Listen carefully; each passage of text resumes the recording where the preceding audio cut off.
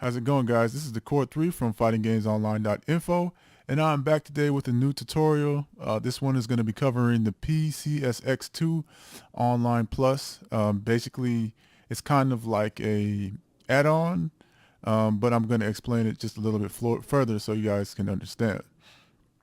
Some of you may know sometime in 2011, an individual hacked the original PCSX2 emulator and they added NetPlay. Unfortunately, the last update to that version took away the support of the analog stick. And since then, someone has come forward with a solution to this issue while making more improvements in that process. So before I get started on this tutorial, I'd just like to give a shout out to YouTube user hopefully I don't butcher this, Giorgito Yokira Cabrera. It's because of him that I found out this this new PSX2 Online Plus thing. So I just wanted to give him a shout out for letting us know. Now for today's tutorial, I'm going to show you where you can get everything that you need to run this new emulator. I'm going to go over the setup. I'm trying to showcase some of what is new and kind of explain a few things that I did not in the last tutorial. I'm going to also give you a quick overview of NetPlay setup, and then also just want to say if you are not familiar, if you are familiar with the PCSX2, that there may be some things that you want to skip over. So I added a timestamp in the comment box so that you can do that at any time. All right. So let's get started. Okay. So basically, I've decided to give you guys two options. You can download a build I put together, which is the first link in the description, and then skip ahead, or you can follow along with me by clicking the next two links in the description. Okay. So the first thing that we're going to do is we're going to grab a semi-latest build of 1.5 for the PCSX2. Okay. So this is the site that you should get to when you click on the link. And I'm going to go ahead and download, or I've already downloaded this one right here. So go ahead and download that one. And I just want to note that this is going to be 1.5. That's what works with this PSX2 Online Plus. So clicking that link will bring you here. It's kind of up to you to choose what build you want to do. But for this example, I'm going to go with this one. Okay. All right. So once you have downloaded that, then after that, you want to click on the next link in the description box, and that should take you here. Okay. To the PSX2 Online Plus. Okay. And basically you're just going to, actually, no, it's not going to take you here. It's actually going to take you here. Okay. All right. So the one that you want to click on is right here, which is the PSX2 Online Plus.zip. Okay. And basically what this is it's the Windows execution, the one for the Windows execute is just one file, but you need to download this in order for this to work. Okay. All right. So next, after that, what we're going to do is then, of course, you're going to want to unzip each file. Okay. So let's go ahead and unzip the first one, which is going to be in the download folder here. Okay. If you do not, to unzip this, you're going to need the WinRAR file. If you do not have that, go ahead and download it. You can Google it. It'll come up instantly. All right. So for the ease of use, I normally suggest that people install on the desktop, and that's what we're going to do today. Even though I'm going to end up erasing it, but just for today's example, that's what we'll do. Okay. All right. So where is the desktop is right here. You don't have to worry about putting it in a folder or anything like that. Apologies, my stuff is so messed up. Okay. Hit OK. All right. So it should show up here on your desktop. Once you've done that, then you want to go, of course, and go to the other one that you downloaded, which is the PCSX2 Online Plus. We're going to open that one, and then we're going to extract that to the folder that is located, of course, that is now should be on the desktop. In most cases, you have a history here. You can just probably just go into the history and click the history, or you can come right here at the side here, go into the desktop, and of course pick it from here and do it that way. So it's up to you. And either way, it should work. All right. So once you do that, then we're basically going to go ahead and do a folder overview. Okay, so before we jump into the program, I just want to do a quick overview of the folders that are available and the files that are available in this folder. Just remember that it's, of course, on your desktop. Should be on your desktop, somewhere on your desktop there. Okay, so basically the important folders right now that you want to take a look at is the plugin folder. If for some reason at any point, if by chance somebody suggests like a plugin, or you find that one that you're interested in, this is where you're going to put that. Okay.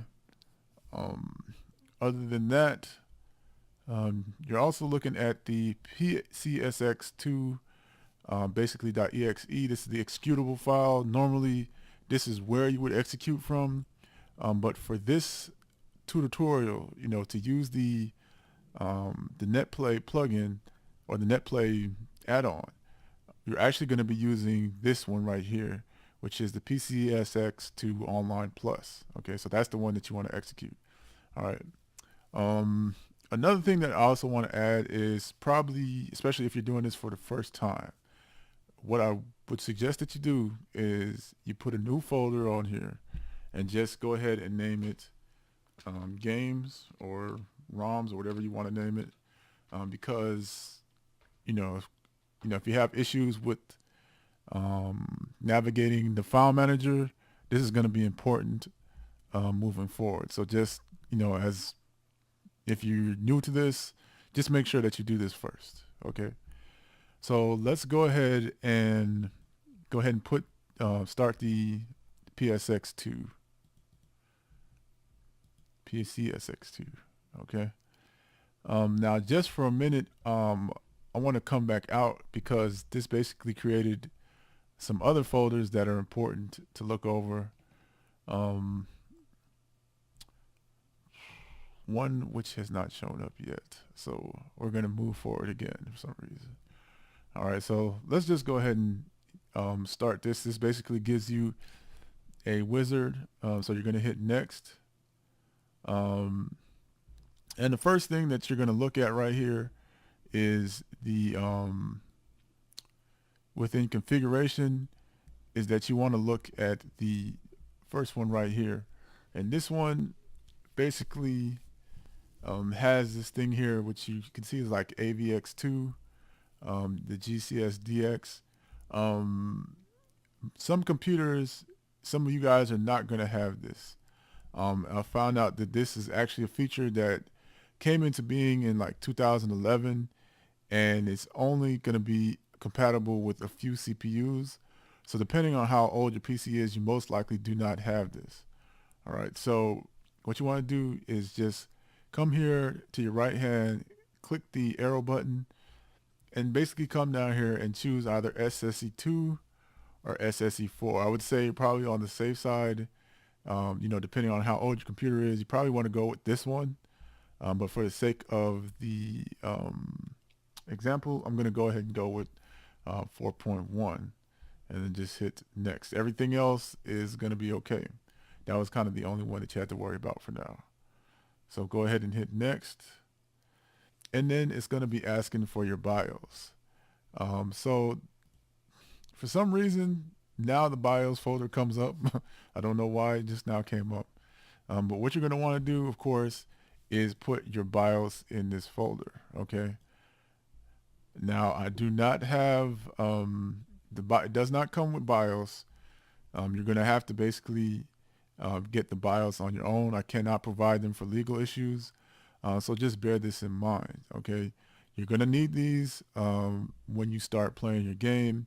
You're also going to need to have the same BIOS in order to connect to another player. Okay, so just basically bear these two things in mind.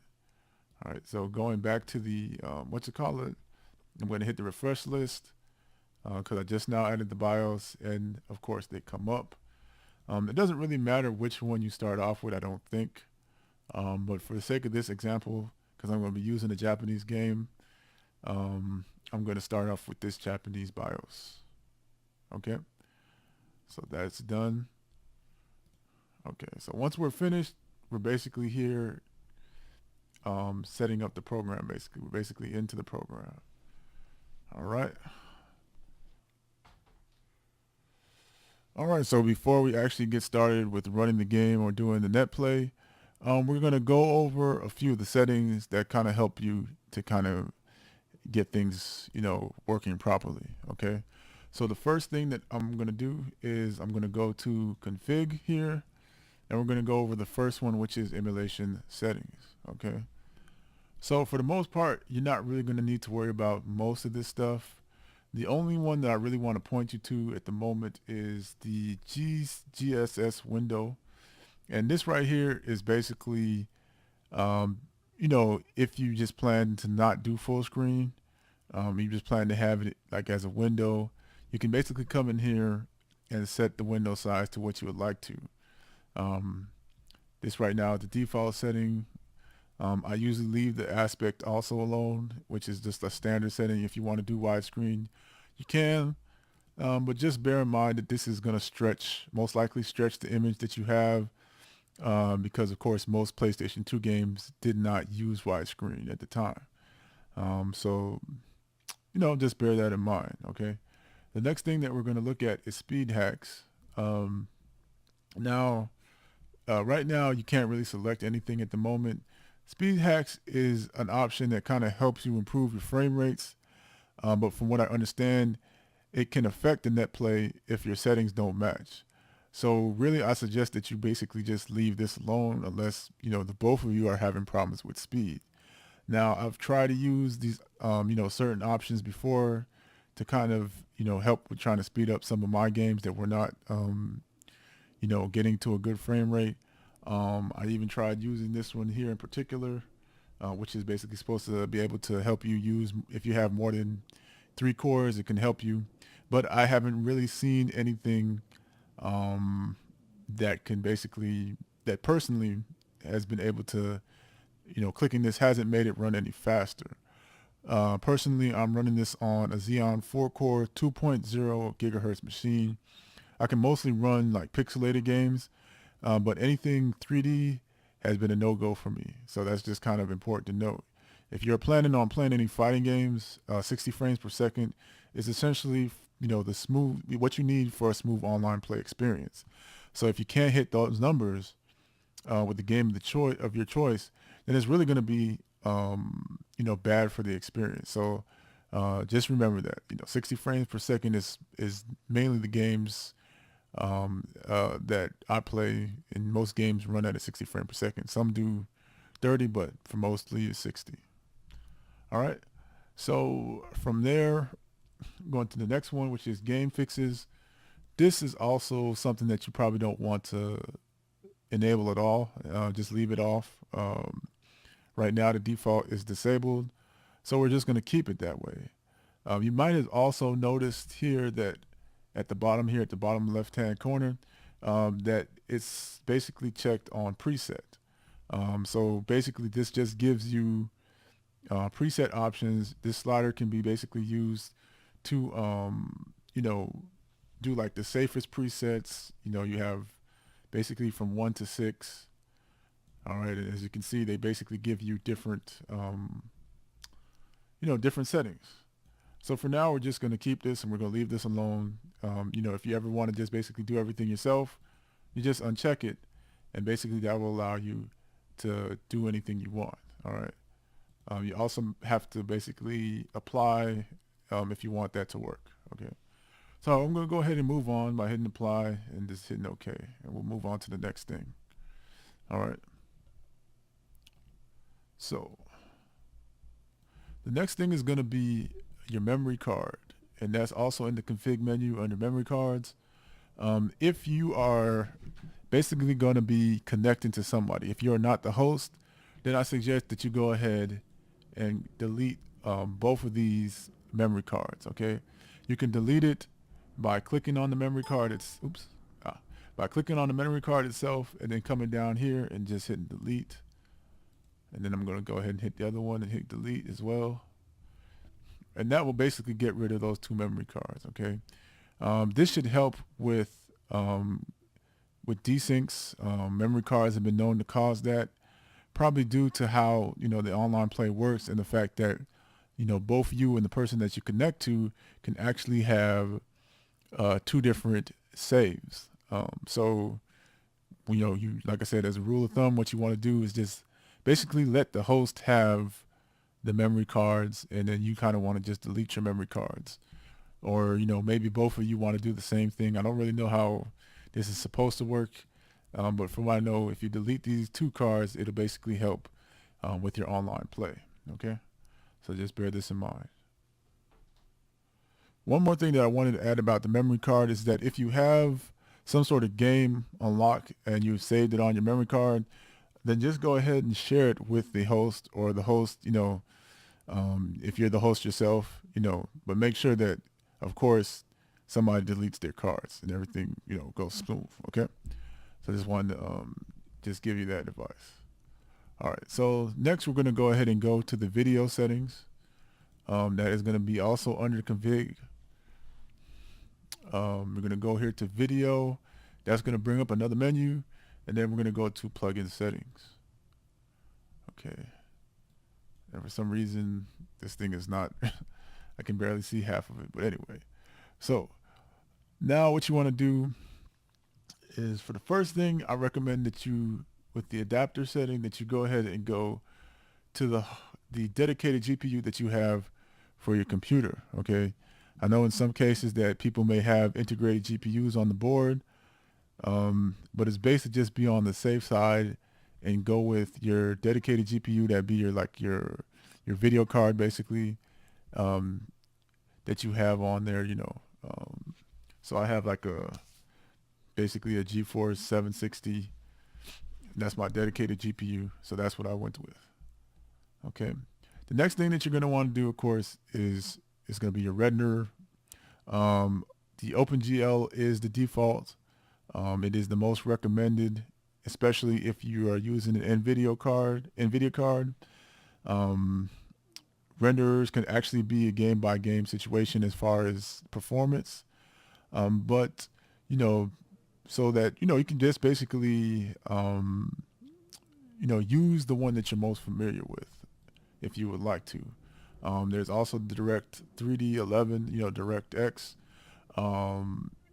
And I even hear that in some cases you might want to just use the software. Right now we're just using the hardware renderers, but there's also software as well. So it's basically up to you. You can kind of mess with these and decide which one works best for you. Other thing that I kind of just want to point out is that if you change, like when you change renderers, certain options below here actually change. So that's just something that you should just keep in mind when you're messing with that. All right. So the next thing, the next option, of course, is interlacing. Default is auto.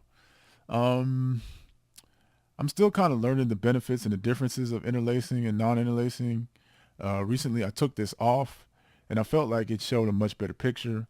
But when it comes to emulation, certain things are kept as a way of kind of giving you a faithful replication of the original hardware. So this might just be one of those things. I do remember that Capcom versus SNK2 was having some serious flickering issues and jumping issues, and this option was a way of fixing that. So it's something that you kind of want to just keep in mind moving forward. Okay. But I think if you take it off, that it's kind of I guess you get a progressive image, if I want to say. So that would be a reason for just keeping it as none. Okay. In terms of texture and filtering, the next one, which is default by linear, I really don't know too much about the filter texturing thing. So I'm not really going to go there with that one. I'm just going to leave it on its default. Other thing I want to note kind of is that I'm not quite sure in terms of net play if these settings have to be a match. I believe the renderer do, but I'm not quite sure.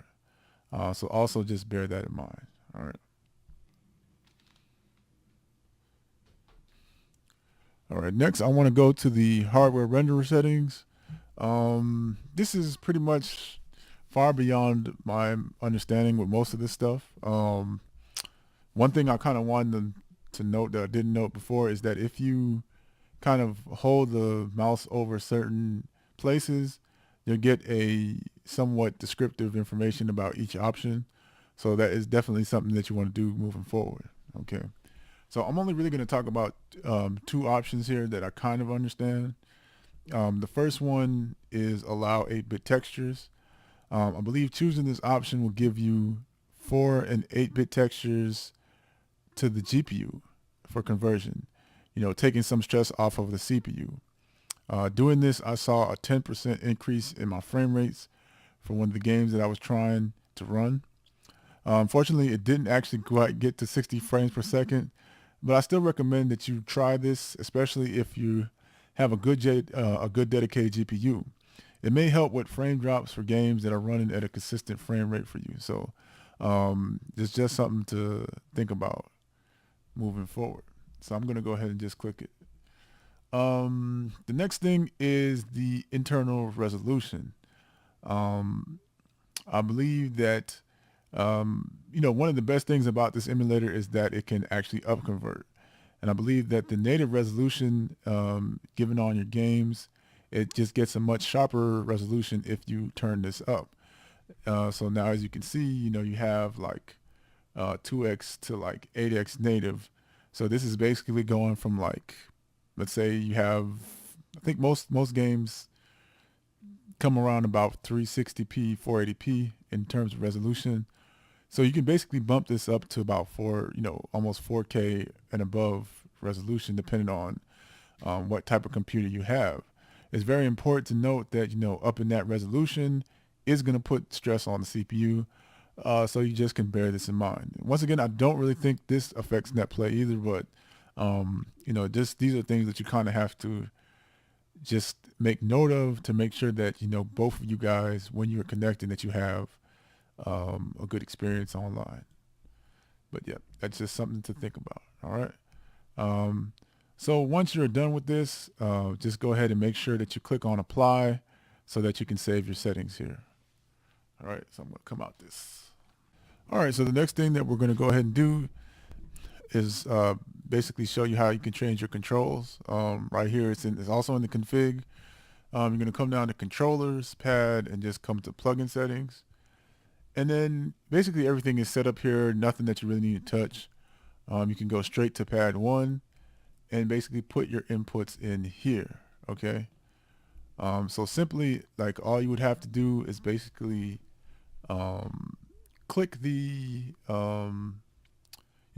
basically it correlates the buttons located on your right to your pad of choice.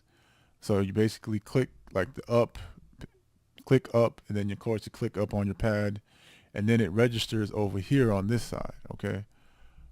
If you want to, you can clear this out just basically by doing a right click and hitting clear all, and that basically will bring you back to just, clear, and then you can kind of just do your buttons, so you can see them on the screen over here, okay?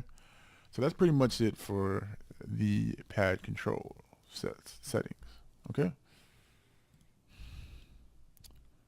All right, so the next thing that we're going to do is test out the game, and we're going to, of course, show you how to run that. All right, so let's go ahead and try and run this game. So what you're going to want to do is come over to the C DVD section here, and then I'm assuming that most people are going to be running on an image, better known as an ISO.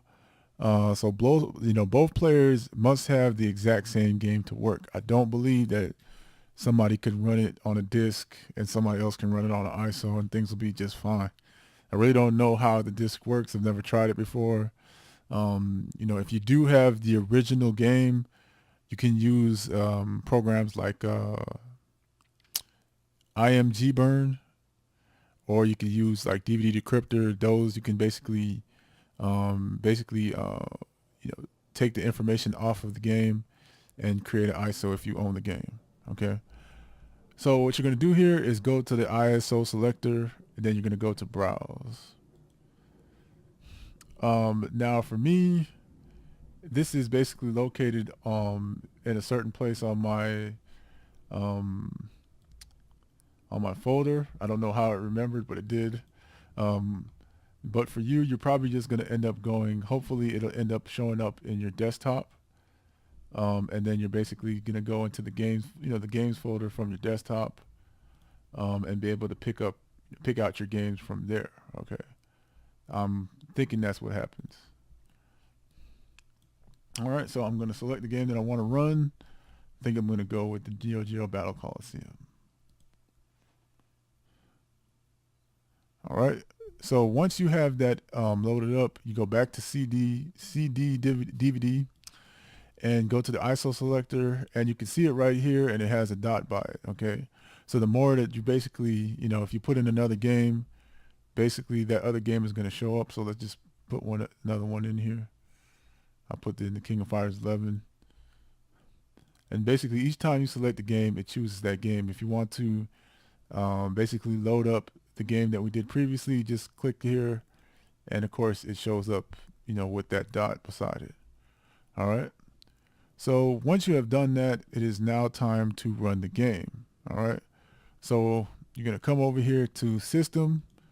What we're going to do is we're going to boot ISO fast. Basically what this does is bypass the original PlayStation intro. That is what bolting, boot ISO full does.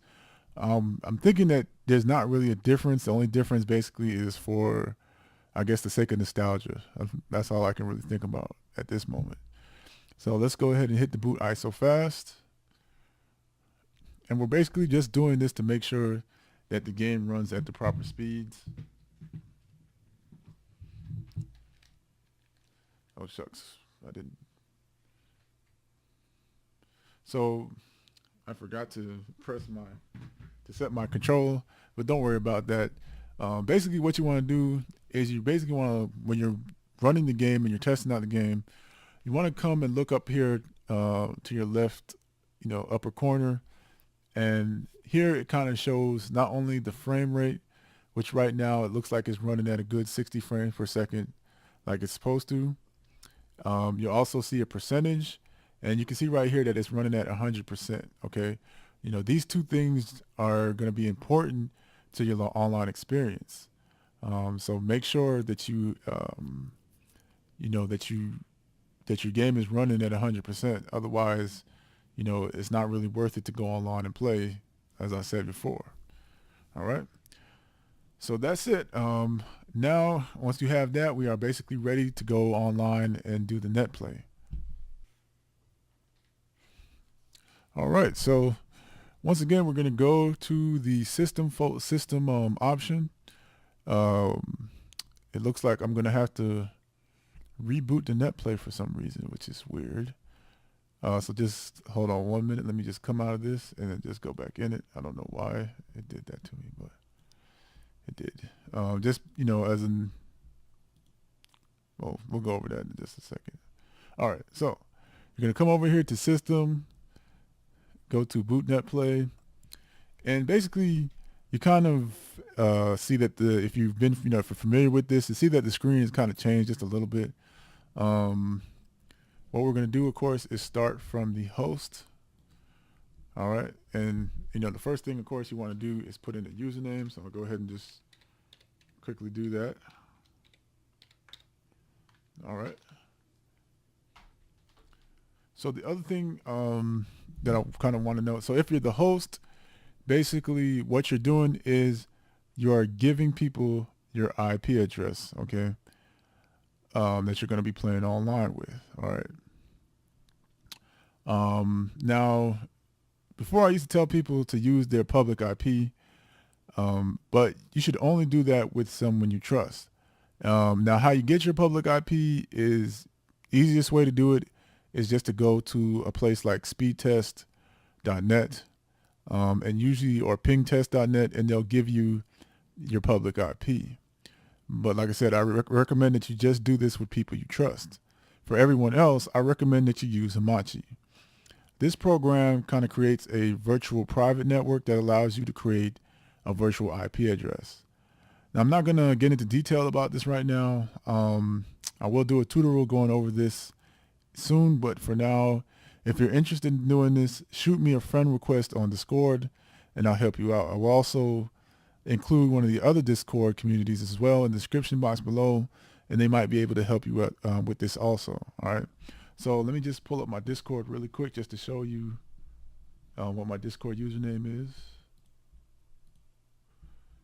It's right here to your corner. I might need to move this out the way. Hold on. Move this out the way real quick so that you can see it. It's right here in your corner. That's my username, and of course that's the number that you have to use in order to get to basically do the friend request. Just let me know that you're coming from the tutorial so that I can friend you. All right, so that was it for that. All right, so let's go back to the PSX2. All right, so once you have given out your IP address, and as a rule of thumb, you always want to host first before someone connects to you. So once you do that, you gave somebody the IP address, go ahead and just go to host. And most likely this is going to come up. This is the Windows firewall.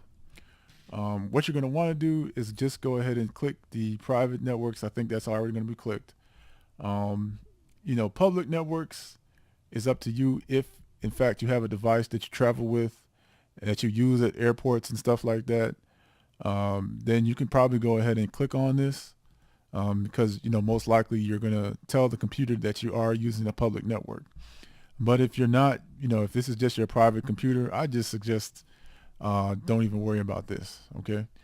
And just go ahead and hit allow access, okay? Once you've done that, it's going to bring up the NetPlay window here. This is kind of like a chat window. And basically what you can do is you're basically going to wait for somebody to come in here after you've given the person your IP address. And of course, they're going to show up here in the players list, okay? Now, it also has the option to set the input delay just like how it did the last time. For those who are new to this, I recommend that you set it to at least 4, maybe 5. You can do 1 or 2. 1 or 2 is actually more preferable, but that really depends on the connection between you and the player.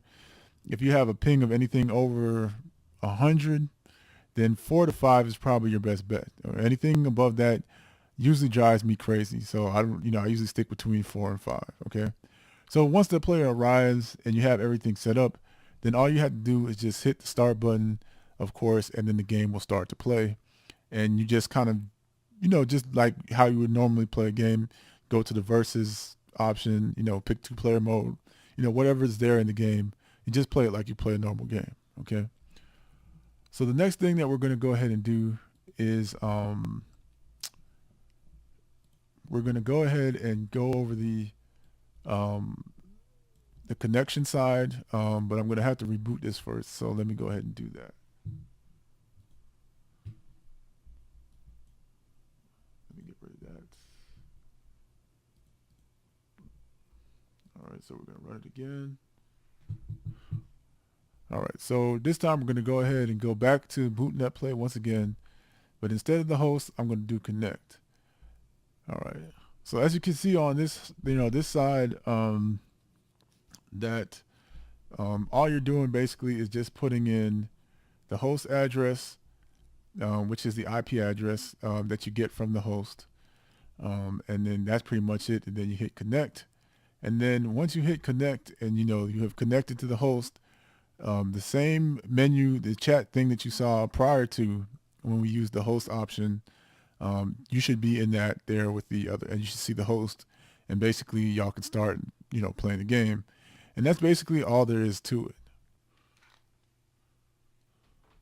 So that pretty much concludes the tutorial. Just remember that this emulator is not a stable build, and the add-on is still in its alpha. Certain games may not work properly like they did with the other emulator. Just recently I tried an emulator online with someone, this one in particular, and it was not running at the same speed with the game we had played before. So we basically went back to the old emulator. I think I may have solved that issue by grabbing a newer build, but I still have to test that one out online. Okay, so even though it did not work out for me, it does work. Other people have been able to play with online with no issue. So it's mostly dependent on your system, basically. Hopefully this new build will work for you, and you can basically get online and enjoy your game of choice. Have fun, enjoy this, and take it easy, guys.